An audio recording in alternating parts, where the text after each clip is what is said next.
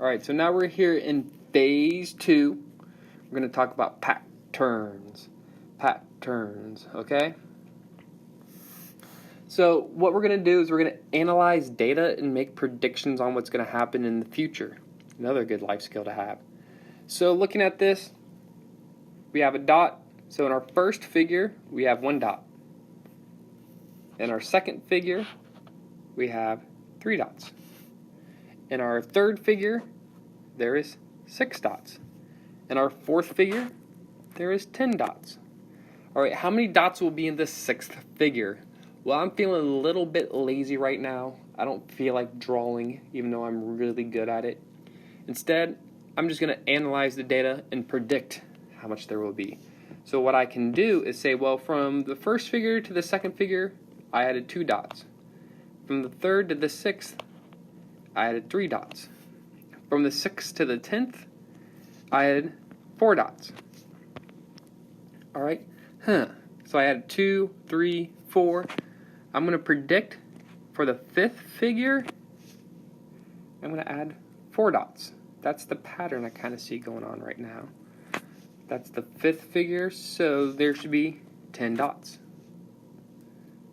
That means for the 6th figure, I'm going to add,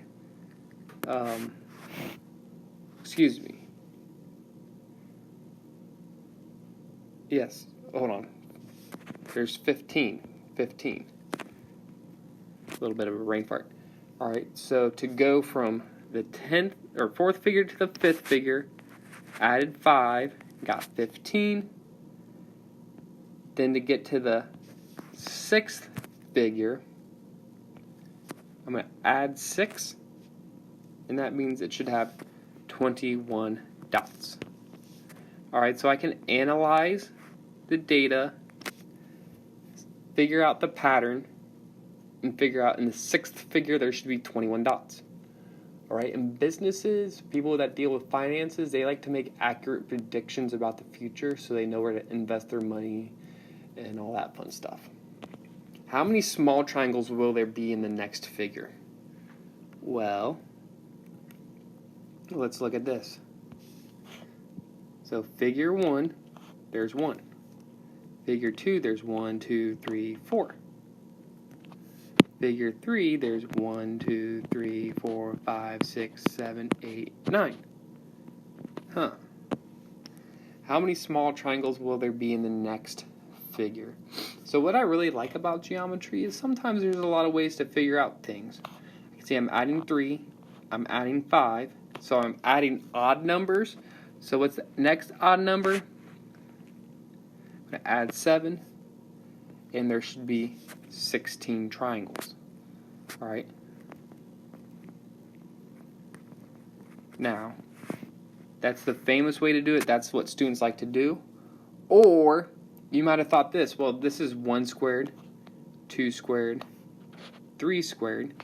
Because 1 squared is 1, 2 squared is 4, 3 squared is 9. So the next one will have 4 squared, which is also 16. So, a lot of ways to do problems.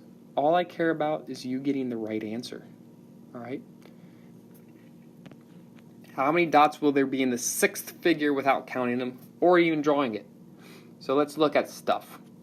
Alright?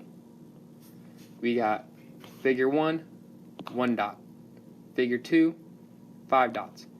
Figure 3, 12 dots. Figure 4, 22 dots. So I added 4, added 7, added 10. So what I'm adding each time is increasing by 3. So that means that to get to the next one, ooh, this would be too hard to draw. I don't even know if I could draw this picture. Plus 3, so it'd be adding 13.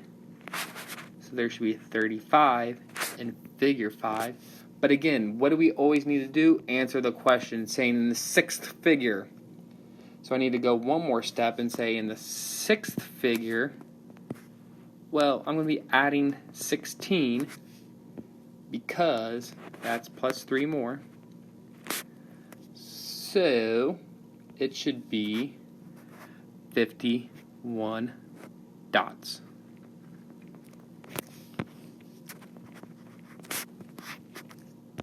That's it. That's the punchline. Alright?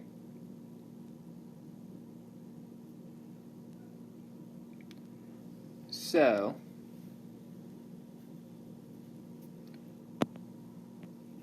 let me think.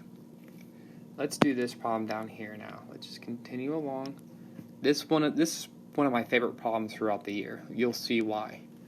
Alright, actually this is a long problem. Let's do this in the next video.